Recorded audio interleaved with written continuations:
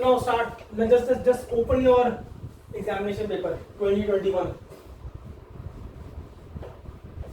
December 2021 TP examination paper.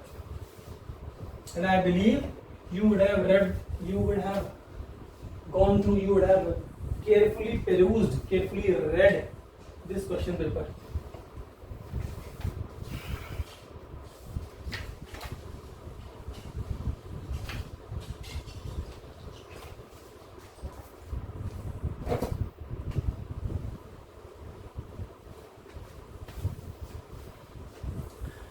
We will start with section A.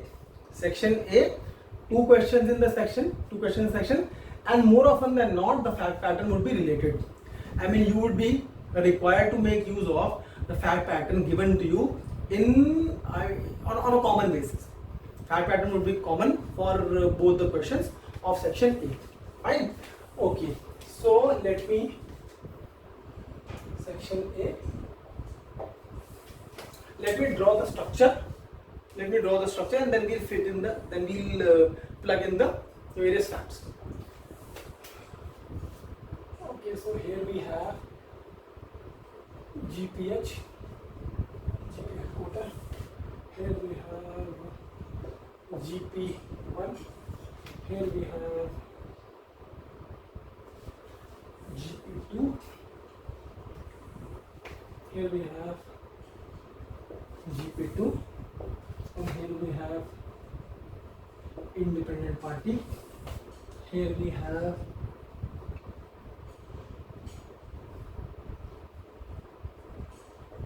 bank, independent.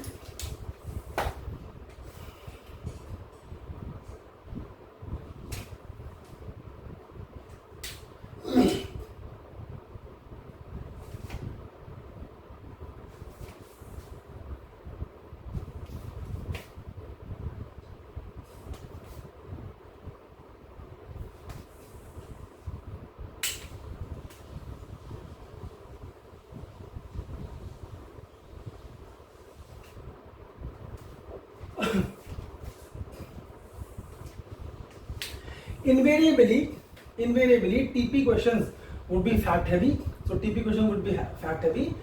You must have known by this time, while you would have gone through this question paper. So TP questions are fact heavy, and it is always a very good, very judicious approach, judicious move to draw a diagram, and to fit in various subsidiaries or various headquarter companies, independent entities, associated entities in that structure.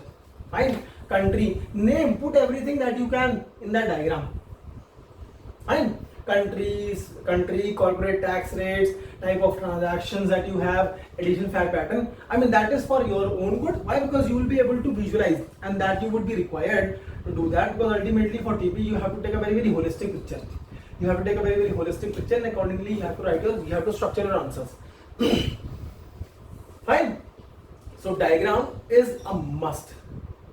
Although I know that now, because the examination is online, you will not be able to draw this diagram as such, but this is the normal way you should approach.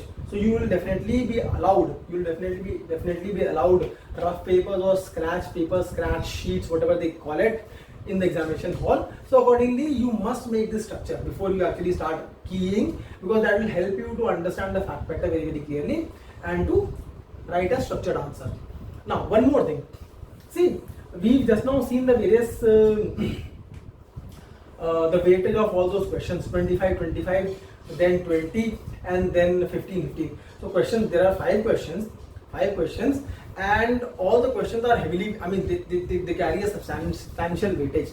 25 to the 15, then 20, then 15, 50. They carry a substantial weightage. So therefore, you should be able to write a coherent and structured answer. So before you start typing in your story, obviously you will have to write your story, fine, based upon the OECD guidelines, not your some movie story. You'll be writing a story, but then that story has to be structured. And on that aspect, a little bit of practice would be required from you. Fine. Not to worry. That is also not an issue. Why? Because at the end of today's session, and then even after this week, there are, because CIOT. This is one good thing, that CIOT also gives you the actual question papers, as well as they also give you model answers. So now, with the kind of discussion that we've already had for the last 4 weeks, and with this extensive discussion on the examination pattern, you should be able to understand what is required in a typical structure. And obviously we'll discuss this during the entire week. So different pointers, what should be the theme, how you should structure your answer. So accordingly, those points need to be covered, and ultimately it has to be a coherent paragraph or a coherent short essay. Fine. So that clear presentation would also carry the presentation also carries marks. Fine. In fact, this is what they've written in the directions on the front page of the question paper, that presentation would carry marks. Obviously, because heavy question, no? It's not objective, it's not multiple choice A, B, C, D. So keep this in mind. Right? So do go after this discussion, do go through the question, model answers also. They are not the only way of writing the answer, but yes, that would make you sufficiently aware that what would be required, right? And since we've had this discussion, so you'll be able to understand what exactly we are discussing in the class and what should be what. Remember one thing. Remember paragraph number 1.13 of the OECD TP guidelines, first chapter. TP is not an exact science. And this sentence has been used number of times in the guidelines, that TP is not an exact science. So since TP is not an exact science, that is why there is no correct or incorrect answer. There is no correct or incorrect answer. I mean, blatantly you cannot put in PSM where you would be applying a cup, but that I have full confidence in you that you would not make such a blunder. But then, in addition, apart from those typical blunders, there is no set way, there is no correct way of answering a question, not only in the examination but also in the practice. You take the problem to a set of TP professionals and they will structure it in a different manner, fine, and then you take this problem to another set of TP professionals and they will structure it in a different manner. Obviously, there would be a substantial overlap if they are adhering to the core TP principles. There would be a substantial overlap between the approaches they take, but then yes, differences would be there. Fine. So don't worry that the model answers they are giving you, that is the only way. No. I'll show you many pointers in the model answers which could have been framed in better way. So don't worry about that. Fine. It is simply a model. Fine, so that you get an understanding that what is required. Okay, so this is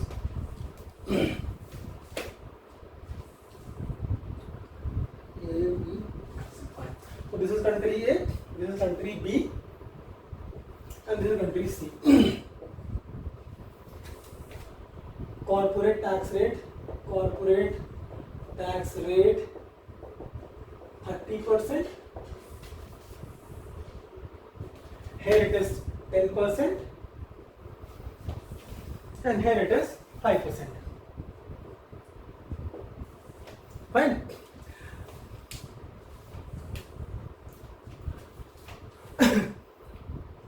This is the basic structure for question number 1 and question number 2, 25 to 50 marker. Fine, of this paper, 2021 December. This is the basic structure. You have a multinational group, you have an MNE group. That MNE group comprises of parent company, that is GPH, GP Holdings, whatever it is, GP headquarters, and then there are two AEs, GP1 and GP2. GP1 and GP2 are subsidiaries of this parent company. GPH is incorporated, it's based in country A, whereas GP1 and GP2 are located in country B and country C respectively. Fine. Okay. GPH is the parent company, and GPH has got multiple entities which act as contract manufacturers, for the items which are the subject matter of the group. We'll go through the question back pattern. Don't worry about that. Okay? So GP1 would be a contract manufacturer. Even GP2 is also a contract manufacturer. Let's say this. GP1 and GP2 they are contract manufacturer. There is also an independent entity, IND, independent entity, that is also situated in country C. Right? Okay, and there is also mention of a bank, which is an independent bank, which lends certain amount of money, which advances certain amount of loan to GPH. Right? So this is the structure. This is the structure of the MNE Group, including associated entities as well as independent parties, which is the subject matter of this question. Fine. Now, I believe all of you have the question paper with you. Please open this question paper, because now I cannot remember all the facts. This is the fact pattern that I remember. So now we will be required to plug in the facts. Fine. Please open the question paper.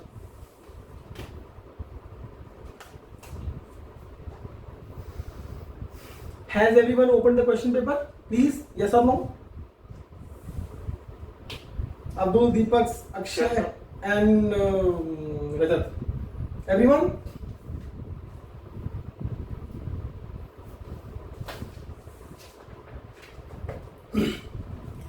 So part A, you are required to answer both questions from this part. The following facts, the following facts apply to both question 1 and 2. Fine. Okay. Gaming Paradise Group, the GP Group. Gaming Paradise Group, the GP Group, is a multinational group of companies in the video game and digital media industry. Information relating to associated and independent is information related to associated and independent entities. Information related to associated and independent entities within the GP Group is outlined below. Before we move ahead, can you spot an error in the second sentence? Everyone? At least the ones who have completed the entire batch, entire team module. And even Akshay. I think you spot an error in the second sentence. There are two sentences now. Gaming Paradise Group, the GP Group is a multinational group of companies in the video game and digital media industry. Full stop. Information related to associated and independent entities within the GP Group is outlined below. Can you spot an error in the second sentence? Yes, sir. What is that? Associated enterprise. What is that error? Associated entities are not within the GP Group. Excellent. Awesome. Awesome, both of you. How can an entity be a part of the MNE Group and still be termed as an independent entity? Clear? So this is the question paper that ADIT has created. Full respect. I mean, not being sarcastic, but I have deep respect for them. But mistakes do happen. Fine. So information relating to associated and independent entities within the GP Group. No, sorry. If the entity is within the GP Group, it cannot be an independent entity. The entire scheme of TP will turn upside down. The very arm's length principle is dependent upon the fact that an entity outside the MNE Group is an independent entity, and you are replicating the transactions, the conditions that independent entity faces in its interaction with other independent entity. Those conditions are arm's length conditions, and you're going to try to approach. You're going to try to make sure that the conditions within the associated entities within the group are like those conditions. Is it clear? So independent entities, no, they can never be an independent entity within the group. If it is a group, then the entities within the group, GPH, GP1, GP2, they are all associated entities. They are all MNEs. Fine. Independent here and bank there. They are independent entities. They are not the part of the group. So again, as we've made so many times, this is the MNE Group. This is the MNE Group. Independent here, independent there. They are outside the MNE Group. This is the MNE Group, and these are MNEs. Is it clear? Everyone?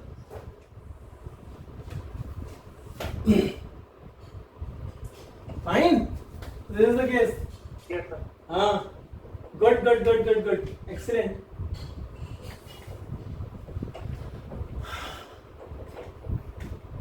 Okay. Information relating to associated and independent entities in the GP Group is outlined below. GP Headco. Headquarter company for the group resident in country A headquarter company resident in headquarter company for the group resident in country A with a corporate tax rate of 30%. I have written this. Bullet points. Conducts research and development R&D activities, comma, to develop and commercialize mobile phone apps, video games and virtual reality devices. Party to contract manufacturing agreements. So let us okay, fine. R&D, in short, R&D activities. Okay. Party to contract manufacturing agreements with GP sub 1. Party to contract manufacturing agreements with GP sub 1. Okay, so GP sub 1 is this. So it means there is a transaction between GPH and GP1. So let us make this transaction like this. Fine. Party to contract manufacturing agreement with GP sub 1. Contract manufacturing agreement. Fine. So it means contract manufacturing agreement with GP sub 1. Okay, so this transaction is what?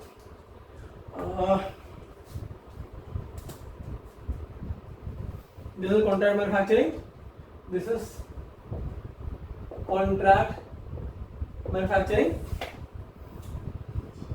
Two-way transaction with GP sub 1. GP sub 1, GP sub 2 and independent company 1. So similar form of contract manufacturing is with GP sub 2, GP sub 2 and independent. Fine.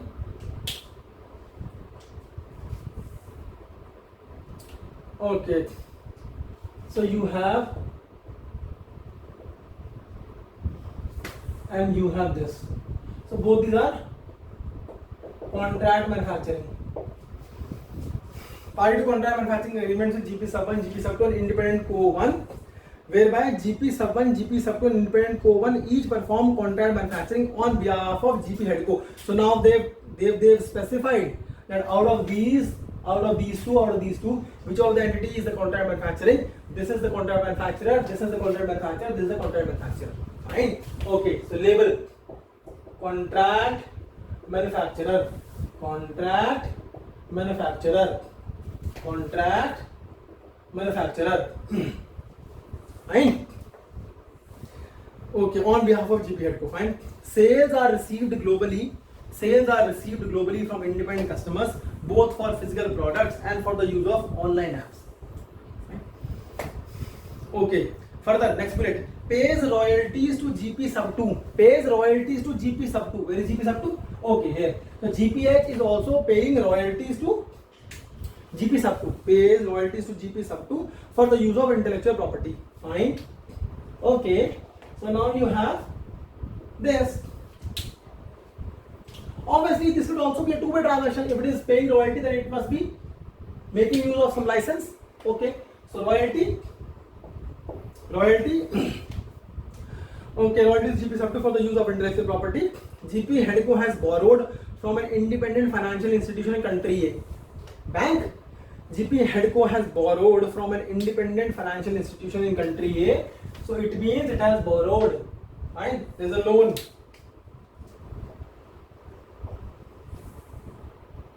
Okay.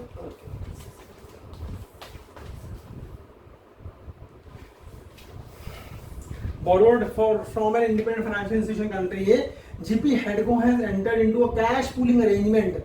Cash pooling arrangement with GP sub 1 and GP sub 2. Cash pooling arrangement with GP sub 1 and GP sub 2. Cash pooling GP sub 1, GP sub 2. So GPH and GP1 and GP2, they also have a cash pooling arrangement. Chapter 8. So sorry, not chapter 8, chapter 10. Intra-group financial treasury functions. Fine. Cash pooling arrangement. They have a cash pooling arrangement. So how do we make this cash pooling arrangement? Okay.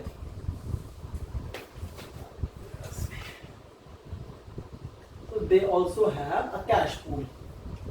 This dotted is a cash pool. Fine. So they have a cash pool arrangement as well. Okay. This is cash pool. Cash pooling arrangement. Cash pooling arrangement with GP sub 1 and GP sub 2. Board meetings are held monthly and attended by the directors of GP headco. Fine. Board meetings are held monthly and attended by the directors of GP headco. So it also board meetings, shareholder activities. Fine. Board meetings.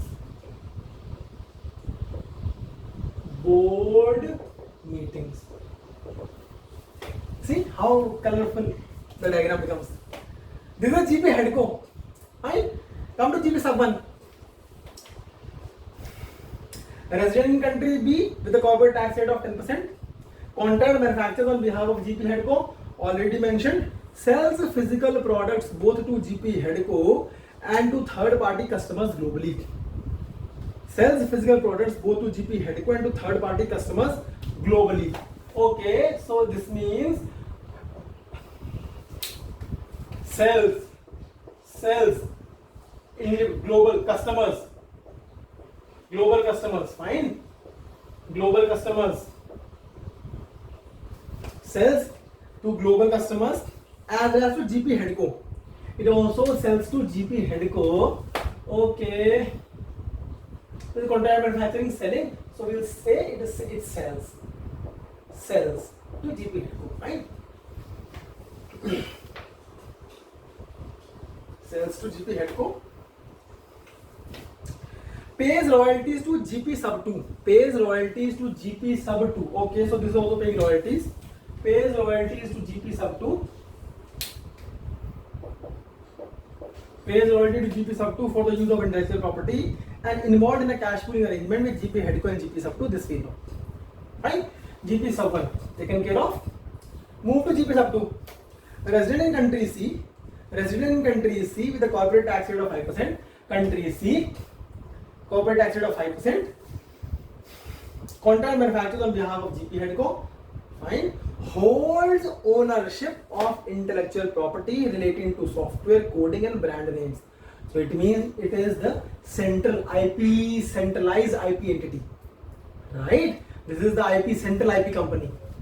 And we've seen this structure number of times. That especially in the case of business restructuring, wherein the entire group centralizes the group IP in a company. So for that purpose, in this group, GP2 is the central IP company. Fine. So IP company. This GP2 is IP company. Okay. Where do I write? This is IP company. Fine. This is IP company. Holds ownership of at least the legal part. Fine. Holds ownership of intellectual property related to software, coding and brand name. Receives the royalty from GP headco. Okay. Receives royalty from GP headco. GP sub 1 and independent co 1. Okay, independent co 1 as well. Independent company, this is independent co, so this receives royalty from here as well. Royalty from independent company.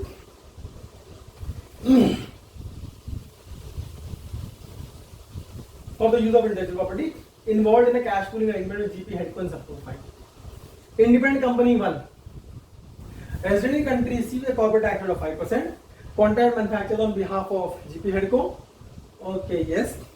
Sells physical products. Sells physical products to both GP headco and independent customers globally. GP headco and independent customers. So GP headco, it means sells. Right? Sells as well as to independent customers globally.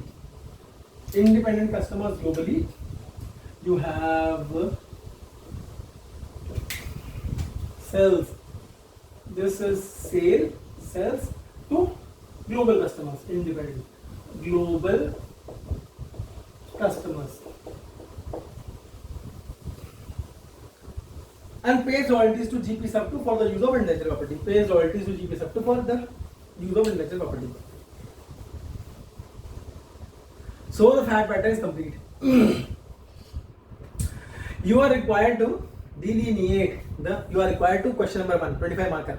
There are 3 parts. See, 5, 8, 12.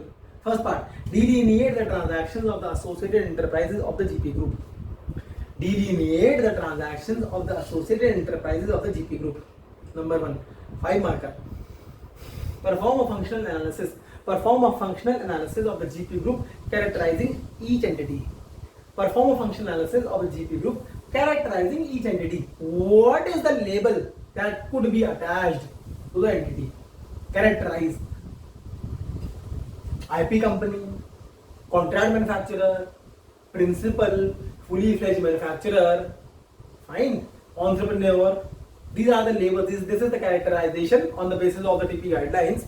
Although TP guidelines, they have not explicitly used these terms, and you would remember in number of places throughout the guidelines, they are very clearly saying that you should not go behind the labels, quote unquote labels, that this is a contract manufacturer. But then when you do the actual fire analysis, you find that all the risks were being pooled in this, and that is why it is not a low risk entity, but it was a high risk entity. So ideally speaking, this characterization thing should have been done away with, but still people in the industry do follow, so that is why. Otherwise, labels are immaterial. Go for the conduct, and you've seen this. And consistency between the contract and the conduct. If there's a discrepancy, then ultimately what? Ultimately, contract is overridden, and you go for the conduct. That overrides. Fine. Still, but perform a functional analysis of a GP group characterizing each entity. Fine. And number 3, explain how you would select and apply TP methodologies. TP methods, chapter 2. Transactional, traditional transaction, transactional profit, CUP, and CPM, RPM. And then you have TNMM, transactional profit methods, TNMM, and then PSM. So methodologies, basically methods. Explain how you would select and apply transfer pricing methodologies to achieve an arm's length outcome applicable to the GP group. As part of your response, you should discuss any comparability issues. I'm exhausted. Is this fact pattern and this diagram making sense to you, even to the new students? Deepak, Swati, Abdul, now you will give me the answers. My job was in here. Akshay and Sure, sir. right? Akshay and Rajat. Rajat, is this diagram making sense to you? Switch on your mic. Rajat, switch on your mic.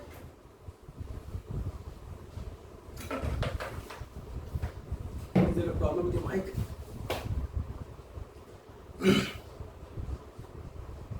No, I want you to switch on your mic.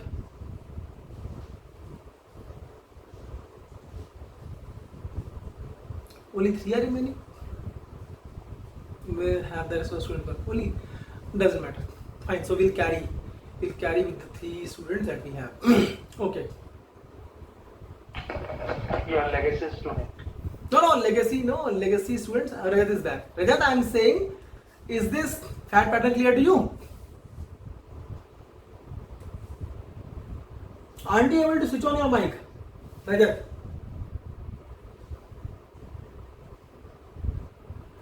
Sure, we'll see about that.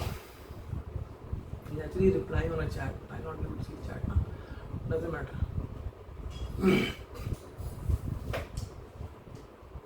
Okay, fine. So it is clear. Okay, fine. So first of all, now you can do one thing. Okay, I'll ask. Otherwise, it will become too noisy. First part: delineate the transactions of the associated enterprises of the GP group. Who will go? Who will take a lead? Abdul, Swati, Deepak comes last. Swati?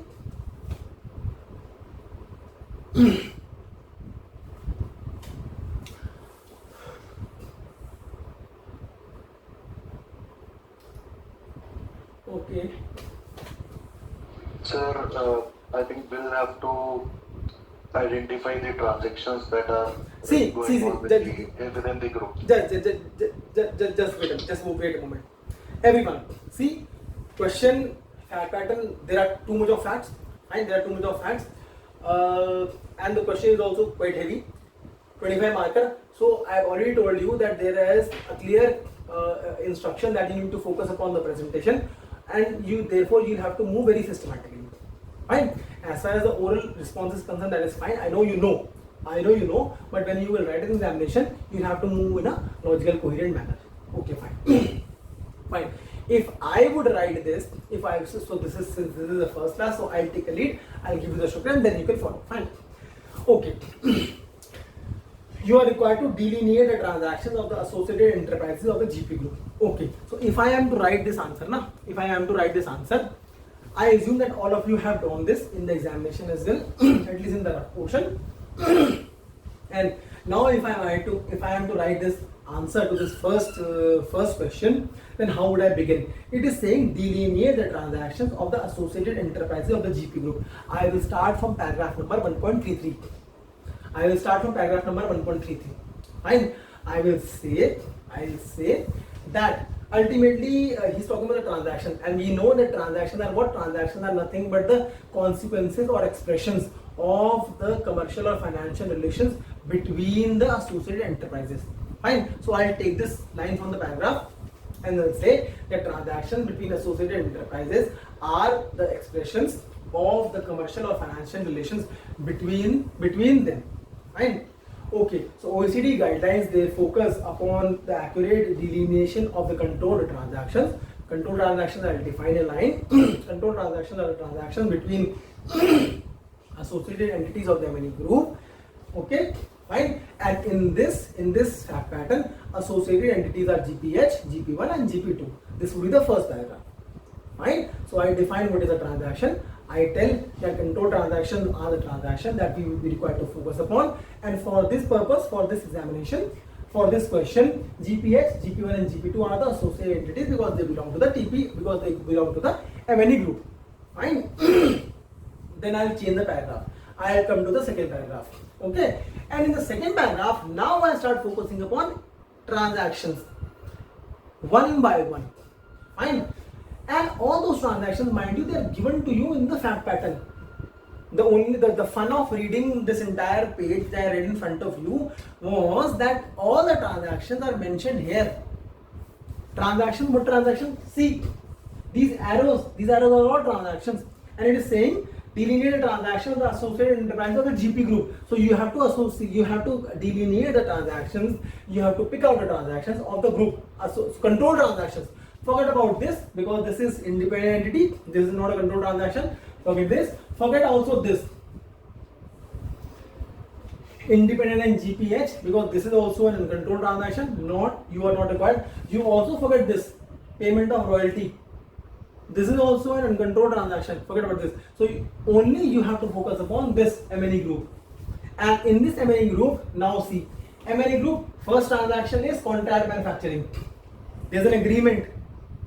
Contract manufacturing, an agreement which establishes the contract manufacturing transaction between GPH and GP1. Number one transaction. Fine. Number one transaction, contract manufacturing transaction between GPH and GP1. Number one. Number two, sale of manufactured items from GP1 to GP2, GP1 to GPH. It is saying that it sells. Fine. It sells to global customers as well as to the GPH. So two transactions. Transaction 1, contract manufacturing, and transaction 2, selling. Two transactions. Fine. Okay. Third transaction. One doubt, wanted to ask something. Yeah, what is that? You are saying sales to global customer, but global customer are not part of your group, no? No, I am not saying global customers. I am saying GP1 sells to GPH. This selling. Yeah, this constitute transaction. This I'm not saying global. I am simply saying this is a contract manufacturing between GPH and GP1, and then second transaction is in which GP1 sells the finished manufactured items to GPH.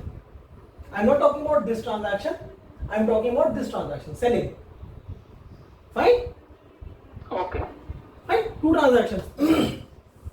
Now, third transaction, GPH and GP2, contract manufacturing, and fourth transaction, GP2 selling the finished items to GPH. Fine? Four transactions? Okay. GPH is also buying from independent, but then this is not the focus of our control transaction, so we will not focus upon this. So two transactions here, two transactions there. Okay. Four transaction. Fifth transaction, IP. It is using the IP. GPH is using the IP from GP2, and then using the IP. I mean, GP2 would be licensing the use of IP to GPH, and then GPH is paying royalty. So use of IP license, and then payment of royalty. So two transactions. Fine. So 2 plus 2, 4 plus 2, 6 transactions. Fine. Come to this. Again, GP2 licenses the IP and it pays royalty. So 2 more transactions. So in all you find, you have 8 transactions. 2 manufacturing, 4, 2 royalty 6, 2 royalty 8. Fine. So these are the transactions. In addition to this, since there is also cash pool,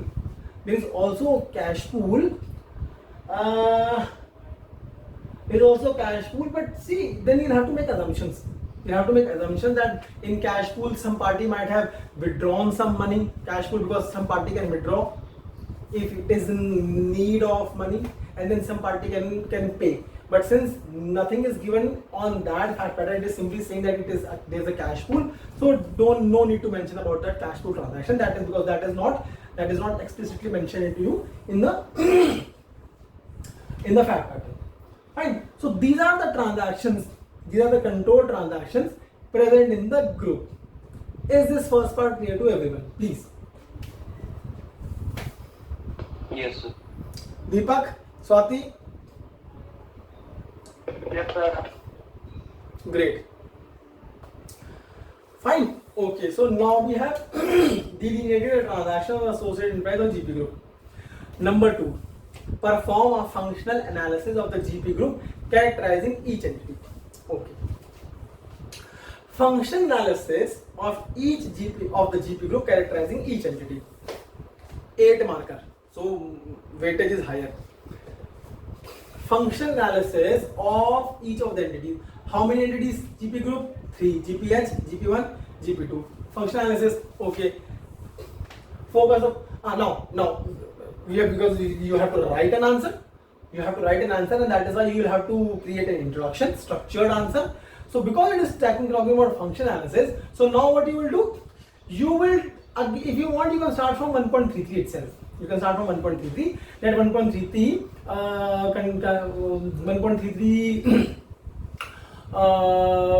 1.33. What do I say? 1.33 introduces the concept of comparability analysis. 1.33 introduces the concept of comparability analysis, and comparability analysis, there are 2 steps. Step number 1, we accurately delineate the control transactions between the associated entities, and step number 2, then we compare the control accurately delineated transactions with the comparable transactions between independent entities. Fine. But step number 2 is the focus of chapter 2 and 3. So we are focusing upon step number 1. From this introduction, basic introduction, then you move on to paragraph number 1.36, comparability factors. For undertaking an exhaustive comparability analysis, that is for accurately delineating the transactions, we require comparability factors, which are nothing but economically relevant characteristics, which are required for completely and exhaustively understanding the control transactions. Fine. Then mention those 6 factors. 1, 2, 3, 4, 5, 6. These are the comparability factors specified in OECD Transparency Guidelines 1.36. Quote paragraph. Contractual terms. Number 2, function asset risk analysis, including the value created by the entire group as a whole, contribution of each of the entities. Number 3, product characteristics, service characteristics. Number 4, economically relevant circumstances, local market features, and 5, business strategies. From this, then change the paragraph. Already 2 paragraphs have gone. Come to 3rd paragraph. 3rd paragraph, you will talk about functional analysis. And now you will start picking the facts given in the question. Focus upon entity GP. You focus upon each entity one by one. Okay. So now I need to. I'll give you a basic theme. Na? Okay.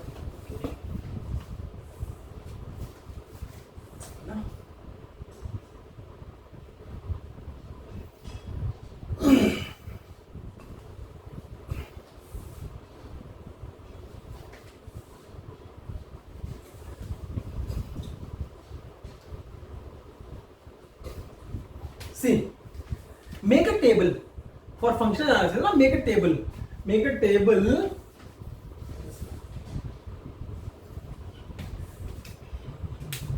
Make a table.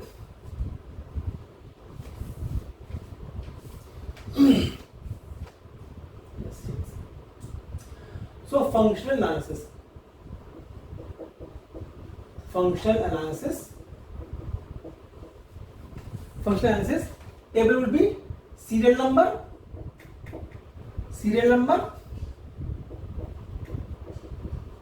entity, function, asset, risk, and characterization.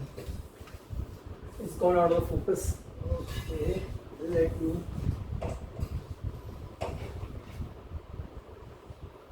Serial number, entity, function, asset, risk, and label. That is characterization. Fine. So these are the 1, 2, 3, 4, 5, 6 columns that you'll have to make. Table, Word or whatever software that you might be allowed. Create a table. Fine. 5 columns. Serial number 1, entity, GP, H, and function. Function pick from the fact pattern. Come on, what are the functions? What are the functions of GP? GP headquarter, GPH. Deepak Abdul Swati. Even Rajat. Conducting R&D activities. Number 1, conducting R&D activities.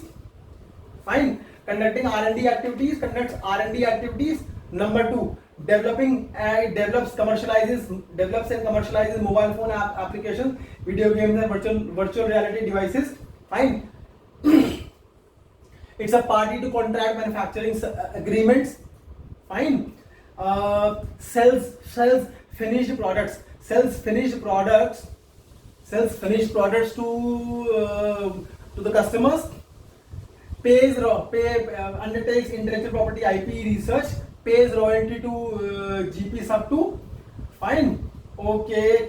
Party to cash pooling transactions with GP2 and GP1.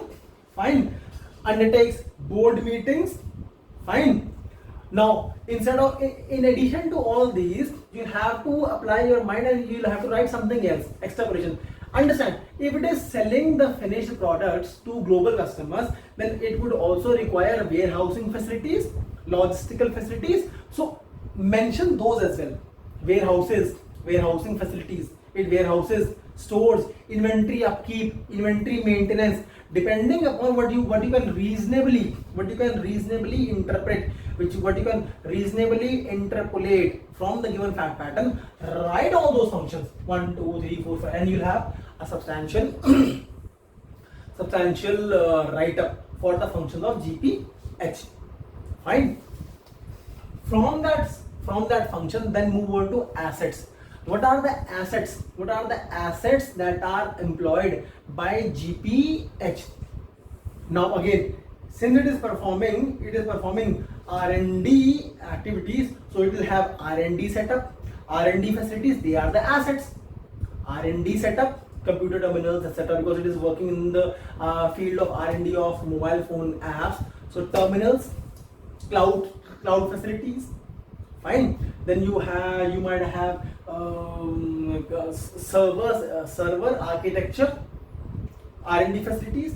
Then warehousing facilities, physical warehouses, because it needs to store the physical products for selling. Fine. Okay. What else can be the assets? It also has trained manpower, R&D specialized manpower, because they are undertaking, so human resources, they are also people, they are also assets to this. Fine. Okay. In addition to this, what else you can have? Because it is selling, so marketing facilities, marketing logistical structure. So these sort of assets, free capital, because it will be making use of capital. Capital is also an asset. So all these assets which you can reasonably think of and which are clearly discernible from the fact pattern, write those assets 1, 2, 3, 4, and so on. 1, function, asset. Come to third. risk. Function asset risk. Remember, it is working in the field of R&D. It is working in the field of R&D, and the issue, and there is also intellectual property involved. So remember, there was a paragraph in chapter number 6, 6.65, which mentioned 5 forms of risk relating to intangibles: development risk, product obsolescence risk, infringement risk, product liability risk, and 6 exploitation risk. All those 6 risks can be put directly here. I'll show you. Development risk, GPH conducts R&D. R&D is not able to produce a suitable or marketable IP. It's a risk, development risk. Product obsolescence, it develops an intangible, creates apps, creates games, but then it is obsolete. Some other company launches a better video game. Gone. Product obsolescence. Before the product could hit the market, it became obsolete. Obsolescence risk. Video games no longer used, no longer saleable. Product liability risk. You sell a product and then there's a glitch, there's malfunctioning, it is returned to you. Product liability. Infringement risk. There are competitors who might infringe, who might steal your intellectual property, who might infringe. Infringement risk. So all those 5 risks put there. In addition to that, because it is also undertaking inventory operations, inventory risk, finished goods risk. There is a huge amount of stockpile in the warehouse and it is not able to sell. Remember, it is selling. It's not able to sell. It is funding the contract manufacturer. It is funding R&D, investment. It has taken loans. It has taken loan from the bank. It is not able to repay.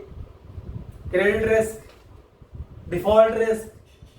Getting a point? So you have so many risks, right? Market risk. Obviously, market risk. It is not able to sell. Product obsolescence risk, it's a form of market risk. You're not able to sell the market. You're not able to sell the product in the market. Market risk. Investment risk.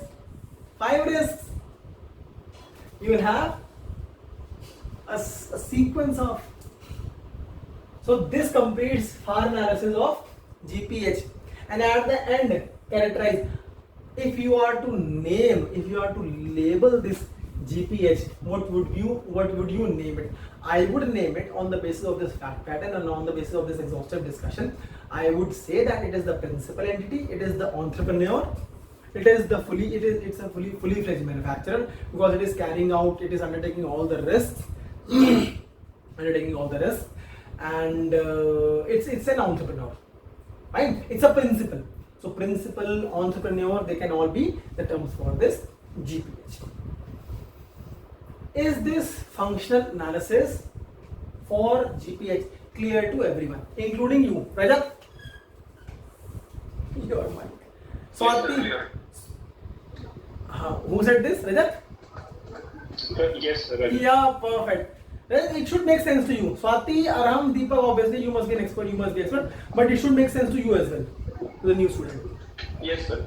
Fine. So this is how you do. Fine. Okay, so now who will step in for Abdul?